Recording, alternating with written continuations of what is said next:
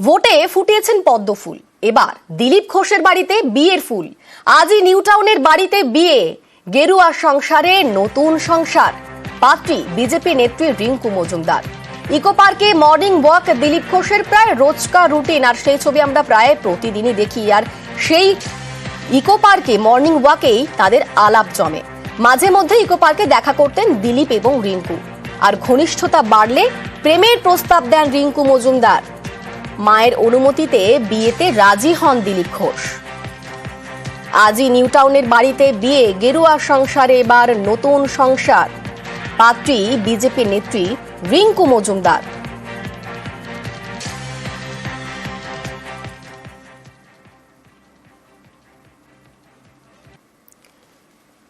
Eco পার্কে morning walk যখন করতেন দিলীপ ঘোষ, সেই সময় তাদের মধ্যে আলাপ জমে এবং মাঝে মধ্যে ইকো পার্কে দেখা করতেন দিলীপ আর রিঙ্কু। ঘনিষ্ঠতা বাড়লে প্রেমের প্রস্তাব দেন রিঙ্কু মজুমদার। মায়ের অনুমতিতে বিয়েতে রাজি হন দিলীপ ঘোষ। আজই নিউ টাউনে দিলীপ এবং রিঙ্কুর বিয়ে। আমাদের সঙ্গে এই মুহূর্তে সরাসরি রয়েছেন প্রতিনিধি সান্নিক। সান্নিক, বরাবরের টাফ নেতা Dilip Ghosh, rough and tough নেতা, তিনি এবার ছাদনা তলায় বসছেন। এই পাত্রীর পরিচয় জানতে চাইবো একবার তোমার কাছ থেকে, আর তারই পাশাপাশি কেমন ভাবে বসছে এই বিয়ের আসর, কখন হচ্ছে বিয়ে, সেই বিষয়টা একবার স্পষ্ট করতে চাইবো।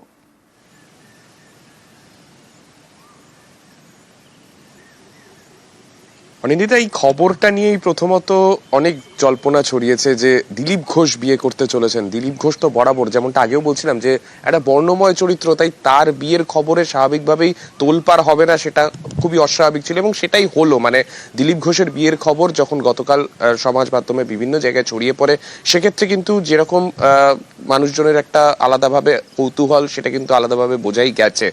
তারপরে অবশ্যই এই প্রশ্নটাই সবার মনে ছিল যে কিভাবে বিয়ে হবে। তবে দিলীপ ঘোষের ঘনিষ্ঠ মহল সূত্রে যেটা খবর, তিনি কোনো রকম ভাবে আড়ম্বরপূর্ণ নন, বরং 60 বছর বয়সে তিনি যখন বিয়ের সিদ্ধান্ত শেষমেশ নিয়েছেন, তিনি একেবারে ঘরোয়া ভাবেই এবং নিজেদের খুব নিকট আত্মীয়, পারিবারিক বন্ধু যারা রয়েছেন দুই পরিবারের, তাদের উপস্থিতিতেই এই বিয়ের পর্ব তারা সারতে চলেছেন।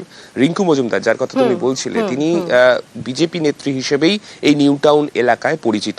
সেই সূত্রে দিলীপ ঘোষের সঙ্গে তার আলাপ। এর আগেও দিলীপ ঘোষের রোজ সকালে মর্নিং ওয়াকের যে পার্টটা থাকে, অর্থাৎ সকালে উঠে ইকো পার্কে তিনি মর্নিং ওয়াক করতে যান, সেই ইকো পার্কেই কখনো কখনো তার সঙ্গেও রিঙ্কু মজুমদার গিয়েছিলেন, তেমনটাই কিন্তু তার দিলীপ ঘোষের যারা ঘনিষ্ঠরা তারা কিন্তু বলছেন।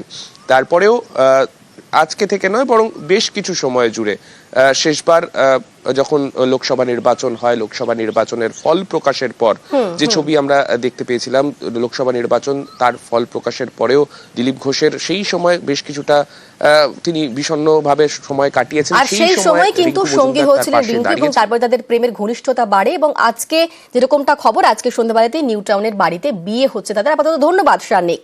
আর দিলীপ ঘোষের বিয়ের গুঞ্জনে গতকাল শোরগোল পড়ে যায় সোশ্যাল মাধ্যমে। এক্স হ্যান্ডেলে প্রথমে একটি ইঙ্গিতপূর্ণ পোস্ট করেন কুণাল, পরে অবশ্য নাম নিয়েই দিলীপ ঘোষকে শুভেচ্ছা বার্তা জানিয়েছেন তৃণমূল মুখপাত্র।